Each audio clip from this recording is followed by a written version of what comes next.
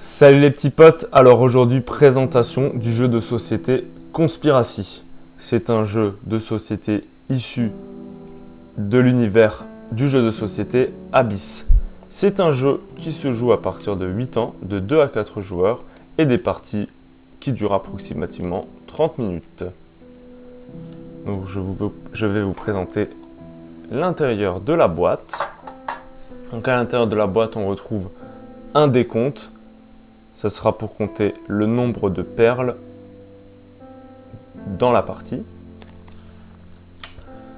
Vous aurez un gros paquet de cartes avec tous les sénateurs. Parce que oui, dans Conspiracy, nous allons jouer avec des seigneurs qui formeront une chambre sénatoriale. Donc voilà, je vous les montre un peu, c'est très belle carte. C'est un très bel univers qui se passe dans les abysses, bien sûr. Voilà, donc un gros paquet de cartes avec tous les seigneurs. Vous aurez un petit paquet de cartes avec les différents lieux qui seront possibles d'ouvrir pendant la partie, qui vous rapporteront des points. Donc, ces lieux-là, je vous expliquerai comment on les fait venir dans la partie. Voilà, très joli. On a tout un univers représenté sur ces cartes. Vous aurez un petit macaron, 5 points de victoire pour la personne qui aura le plus de perles. Et des petits macarons de couleurs, alors x4 pour les 4 joueurs, de toutes les des couleurs,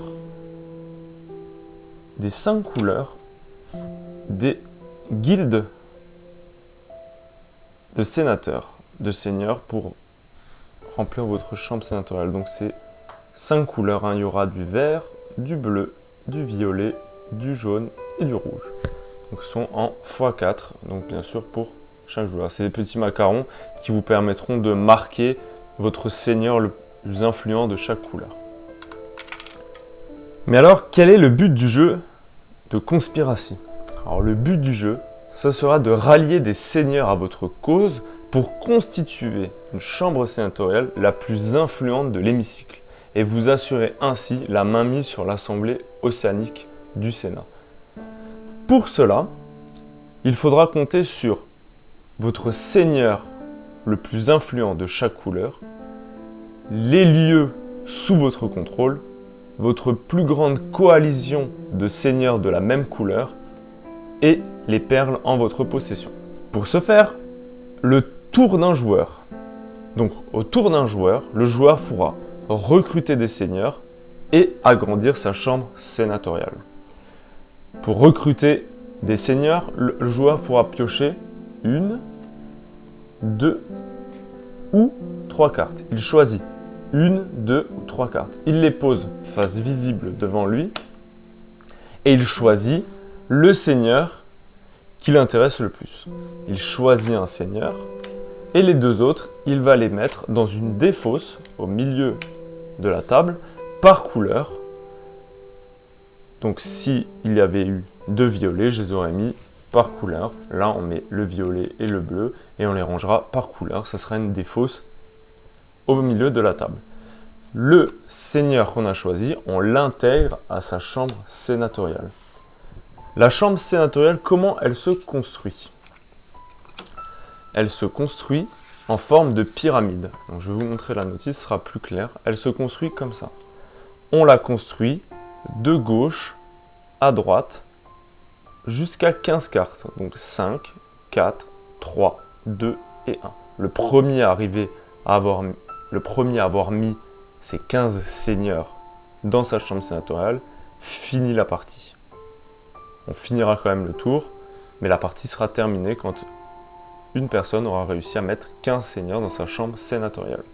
Je reviens sur le tour du joueur, donc il met son seigneur dans sa chambre sénatoriale et il applique son effet. Donc là, il a une perle, on le rajoutera sur le marqueur qu'il y a une personne qui a atteint le nombre d'une perle. La personne qui dépassera ce nombre ou qui l'égalisera prendra à son tour le macaron 5. 5 points de victoire pour la fin de la partie. Bien sûr, à la fin de la partie, la personne qui aura le macaron aura la personne qui aura le plus de perles dans sa chambre sénatoriale.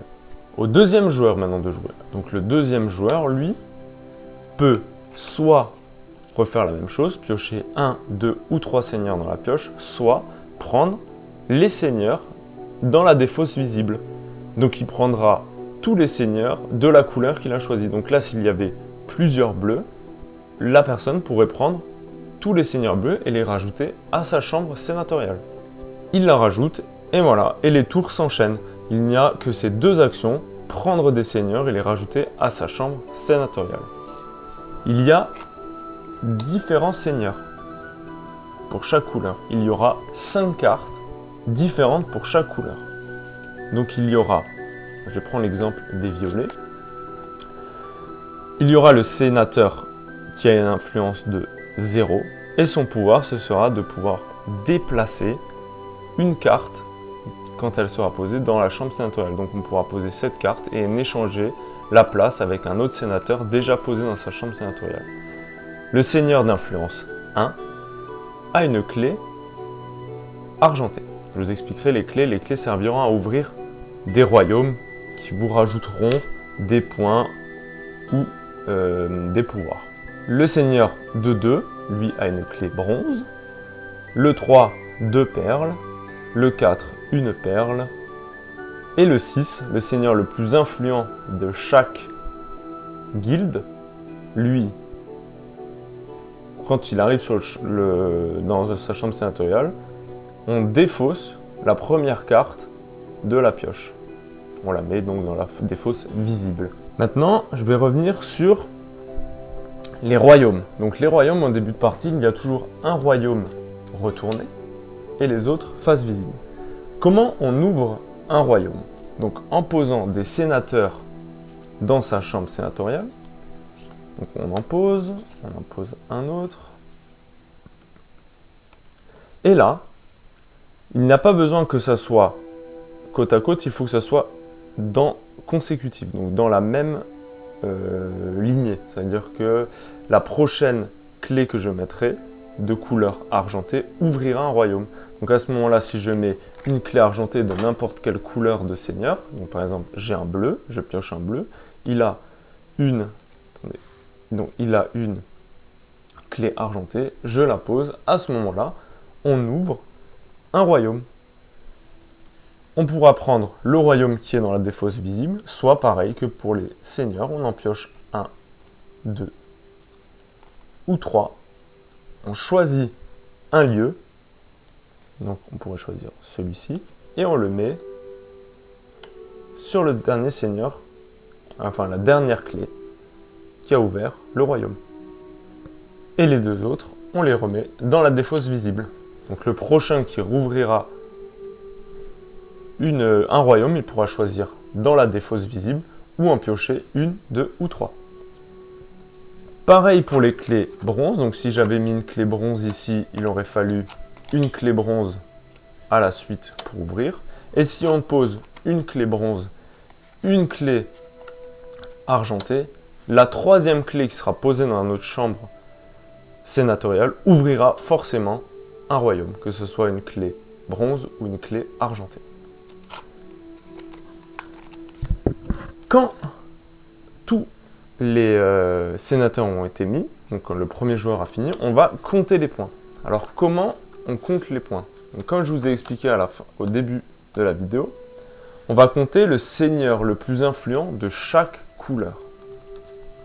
Donc on aura plusieurs couleurs dans notre chambre sénatoriale et on comptera uniquement les points des seigneurs les plus influents de chaque couleur. Donc les points sont marqués ici. Si j'avais plusieurs bleus dans ma chambre sénatoriale, on compterait le sénateur avec l'influence la plus haute de chaque couleur et on les additionne. Après, on comptera les lieux parce que les lieux rapportent des points. Donc là, par exemple, 3 points pour celui-là, 1 point et plus des petits pouvoirs. Donc celui-là, il dit que on gagne plus 1 pour chaque sénateur vert dans notre chambre sénatoriale. Cette carte, par exemple, elle me dit que mon sénateur le plus influent, donc imaginons que j'ai un sénateur de 4, il me rapportait déjà 4 dans les seigneurs les plus influents de chaque couleur, et là il me rapportera de nouveau 4 avec ce royaume. Après, on marque des points avec la coalition la plus grande. Alors c'est les points les plus importants du jeu, c'est 3 points par carte, et c'est pour ça qu'on va jouer surtout sur les couleurs, parce que le plus important dans Conspiracy, c'est d'avoir une chambre sénatoriale avec une couleur dominante. Donc par exemple, si j'ai choisi le violet, donc j'ai enchaîné, j'ai posé mes cartes violettes, donc mes 5 cartes violettes. Après, je n'ai pas eu le choix, j'ai dû poser une jaune ici. Après, j'ai de nouveau pas eu le choix, j'ai posé une bleue. Et imaginons qu'après, j'ai eu la chance, j'ai posé 2 violettes. Ainsi de suite. On marque des points pour la couleur, pour les sénateurs de la même couleur continue. Donc on comptera tous les sénateurs en continu. Maintenant, si ici, j'avais eu une autre couleur, on n'aurait pas pu compter ce sénateur avec, on aurait compté que ces 4-là en descendant jusqu'à la 15e carte si je réussis à mettre des violets en continu. Et chaque carte violette me rapportera 3 points.